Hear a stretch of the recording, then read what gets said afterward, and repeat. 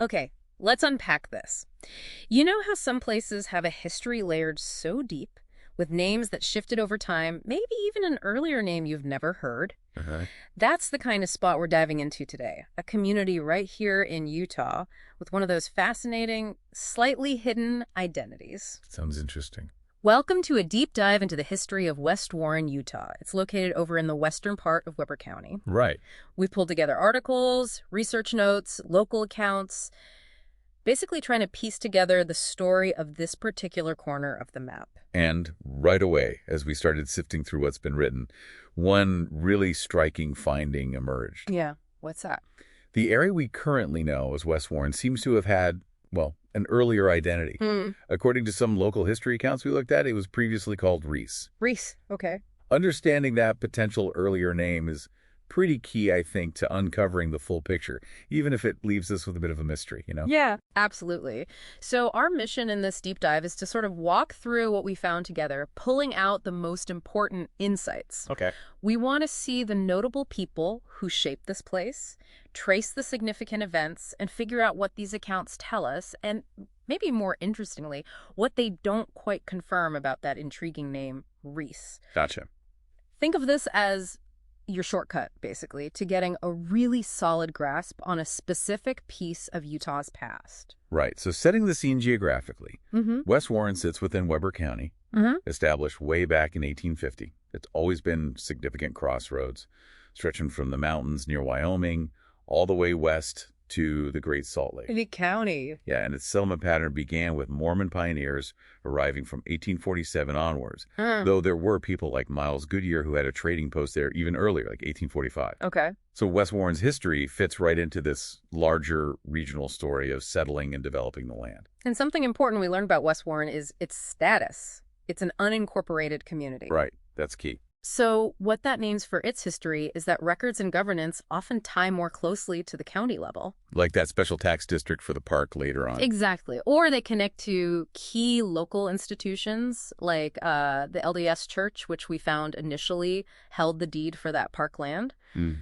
It really highlights how development and community projects often relied on local initiative and specific families here. Makes sense. So where do we start? The very beginning. Let's jump into the very beginning of settlement in this area. The earliest name mentioned for the general vicinity, the area that includes what's now West Warren, was simply Salt Creek. Salt Creek, descriptive. Yeah. That's what we found too. The area was settled by pioneers starting around 1870, and for a time it was just known by that geographical feature, Salt Creek. Looking at population numbers over the years gives us a little story about this community. Wow. What we found shows it was, a modest agricultural community by the turn of the century, 276 people in 1900. Okay. It saw pretty significant growth, jumping up to 433 by 1910. Wow, that's quite a jump. But then something shifted dramatically. The population dropped sharply to just 233 by 1920. Oof, that's a big drop, almost halved. Yeah, before starting to recover slightly to 293 by 1930. That's a real population roller coaster in just a couple of decades. Those fluctuations are incredibly telling, aren't they? The material we reviewed points to some likely factors. Like what? Well, the growth up to 1910 could easily be tied to agricultural expansion, maybe even activity from the Southern Pacific Railroad's Ogden-Lucin Cutoff being built nearby between 1901 and 1903. Ah, the railroad construction. Right, bringing in workers, improving transportation. But that steep decline by 1920, that lines up almost exactly with major global events. You mean? World War I would have drawn away young men, and then the devastating 1918-1919 influenza pandemic. That certainly would have impacted small communities like this one. Right. It's powerful to see how those large historical forces rippled down to a place like Salt Creek. Definitely. And a big change in identity happened in 1896 when the area, the Salt Creek Settlement, was officially renamed Warren. This was done to honor a prominent local figure, Lewis Warren Shurtleff. Shurtleff, he sounds important. Yeah. He was a major leader in the region, from what we can see. He served as the Weber Stake president for the LDS Church starting in 1883. Okay, religious leader. But his influence spanned beyond religion.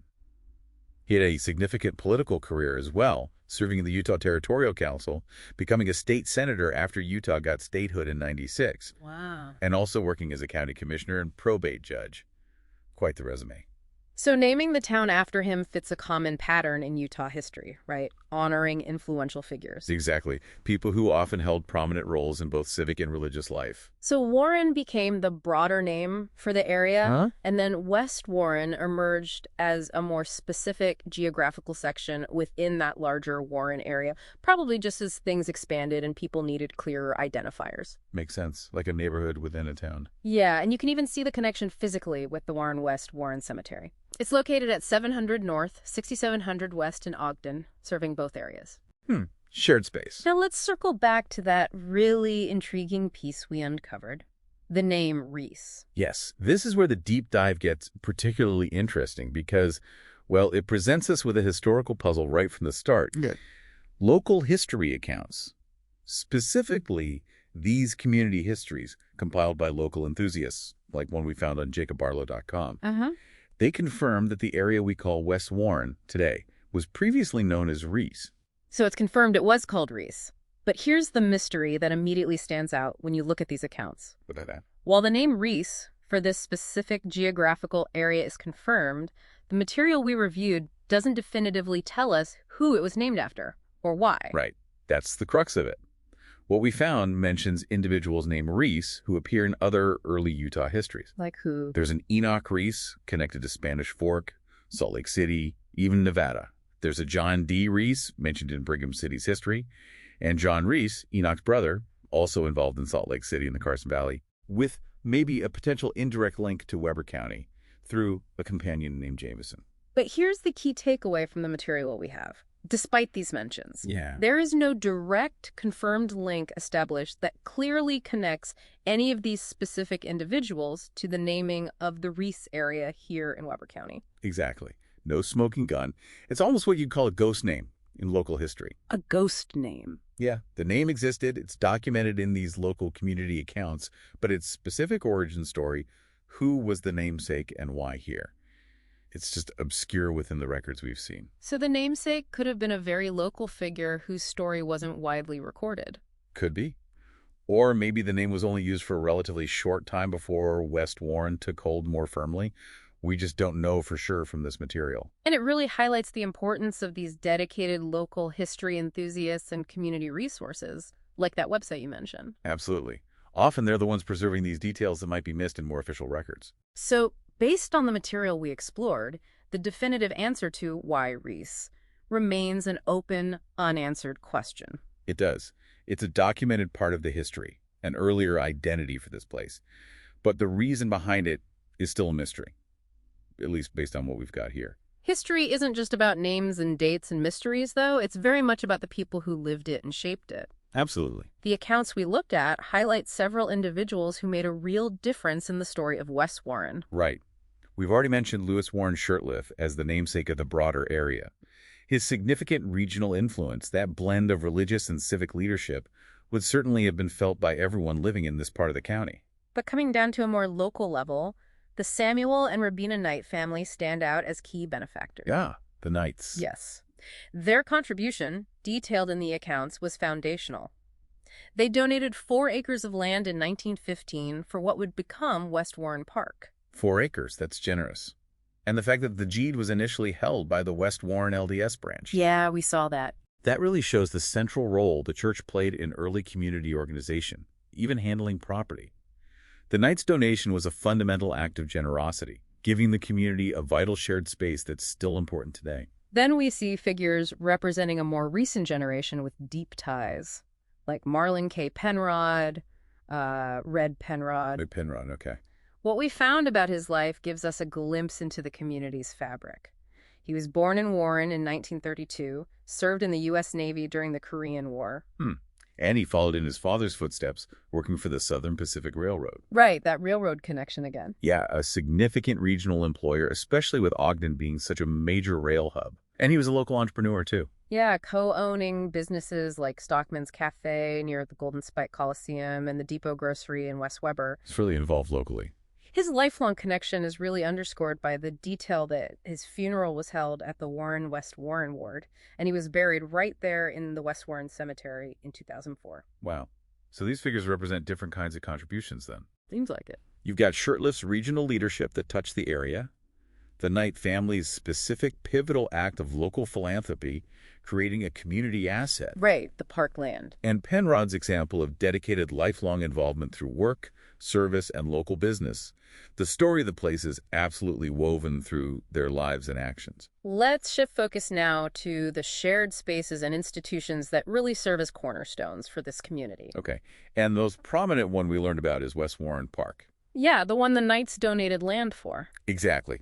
We already talked about the Knights' donation of those 4 acres in 1915 and the initial stewardship by the West Warren LDS branch. Early accounts describe features like a ball field, a rodeo arena, a pavilion. Kind of reflects what the community needed back then, huh? Definitely. But the history of the park is this fantastic narrative of continued community investment over decades. Oh, yeah. How so? We found details about its evolution, setting up a pheasant unit in the late 1970s with funds channeled back into park improvements. A pheasant unit. Okay. Yeah.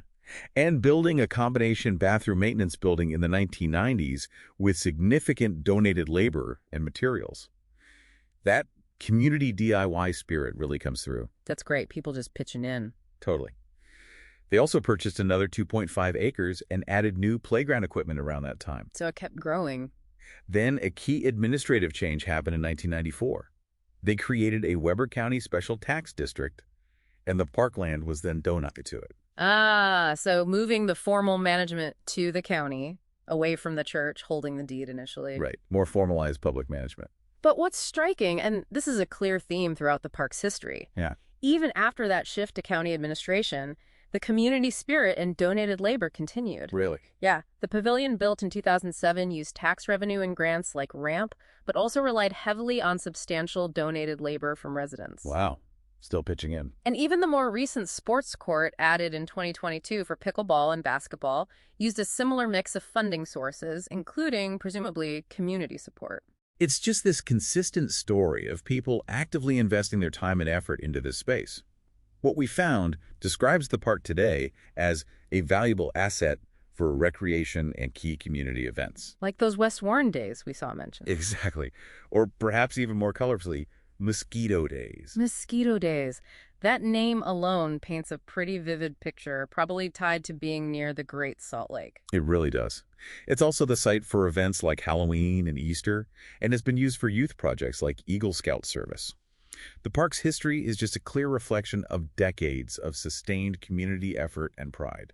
And the Warren West Warren Cemetery, located at 700 North, 6700 West in Ogden, that's another key local institution, right? A shared space for remembrance, reinforcing that deep connection between the two areas. Definitely. And local LDS church congregation has played a historically significant role. Beyond just holding the park deed early on? Yeah.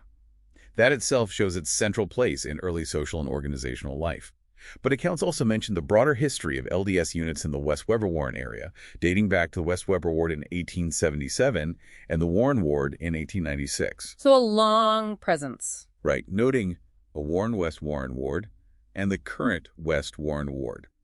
It's been a continuous anchor institution for many residents over the generations. When we think about what constitutes news in a small community, it's often different from a big city, right? What did our dive into these accounts tell us qualified as notable events here? Well, like we just discussed, the gradual development and improvement of West Warren Park over time. That itself constitutes a series of significant local events. Right, the land donation, the building projects, adding new features, those were definitely milestones that mattered to the residents. Absolutely. And those community celebrations, West Warren Days, Mosquito Days, Halloween, Easter, these are profoundly important local news. Yeah, the things that build community bonds. Exactly. They weave the social fabric and reinforce local identity. That name, Mosquito Days, definitely captures a bit of that local flavor, doesn't it? It certainly does. On a larger regional scale, one of the biggest developments that would have significantly impacted the area was the construction of the Southern Pacific Railroad's Ogden-Lucin Cutoff. Right, between 1901 and 1903. Its route passed near the area. Building that cutoff must have been huge. It would have brought a period of intense activity during construction. For sure. And then long-term benefits, particularly for agriculture, through improved transportation links. It connected the area more firmly into regional networks. That was definitely major regional news at the time. No doubt. And then at the local level, governance matters are news for residents. Decisions made by Weber County and the Western Weber Planning Commission regarding planning and zoning, those shape the future of the area. Like that hearing we saw mentioned. Yeah, we even noted a public hearing scheduled for March 11, 2025, about a rezoning request. That's the kind of ongoing local governance decision that is relevant news for the community's future. It's interesting that the accounts we reviewed don't focus on dramatic, sensational events like major disasters or crimes specifically for this locality. No, not really. The news we found is centered more on the vital, gradual process of community building, maintaining local spaces, and responding to those broader regional changes. Which is probably more reflective of daily life for many small communities, honestly. Though, of course, residents would have been affected by larger historical currents like women's suffrage or the Great Depression, but the material we looked at didn't provide specific West Warren details on those impacts. Right, those details weren't in these particular sources. So where does that leave us on this deep dive into West Warren and its earlier potential identity as Reese? It leaves us with, I think, a pretty rich picture of a community with layers of history. Yeah. It evolved from its beginnings, perhaps first known informally as Reese, then as part of the Salt Creek settlement, before becoming integrated into the broader Warren area, named for Lewis Warren Shurtleff. And West Warren has clearly maintained its distinct character within that larger identity. Deep so. What we've seen woven throughout its story are themes of resilience, adaptation, and a really powerful spirit of community building. Definitely. Driven by local people, by families like the Knights, and by enduring institutions like the LDS Church and that cherished community park. It really feels like the story of West Warren, from what we've learned, is kind of a microcosm of larger forces that shaped rural Utah and the American West. How so? Well, you see the patterns of agricultural settlement, the significant influence of the LDS Church on community life, the impact of major infrastructure projects like railroads, and the evolution of local civic life. Moving from informal community efforts to more formalized structures like tax districts. That's a good point. You see all those threads here. And our exploration leaves us with that one specific, compelling, unanswered question from the material we reviewed, doesn't it? It absolutely does. The specific origin of the name Reese as it applied to the West Warren area. Still hanging out there. We found confirmation that the name was used, that it was part of this place's identity, but who was Reese, and why was it named that? The accounts we looked at make it clear that the definitive answer to that remains a mystery within this material. It's a piece of history, perhaps waiting to be fully uncovered in a deeply local archive or maybe a family history record somewhere. Could be. It really makes you stop and think about how many layers of history, maybe even forgotten names, exist in our own communities right around us, doesn't it? Or perhaps it inspires you, the listener, to do a little digging of your own into the local stories right where you live, just like we've tried to do today with what's been recorded about West Warren. Or maybe Reese.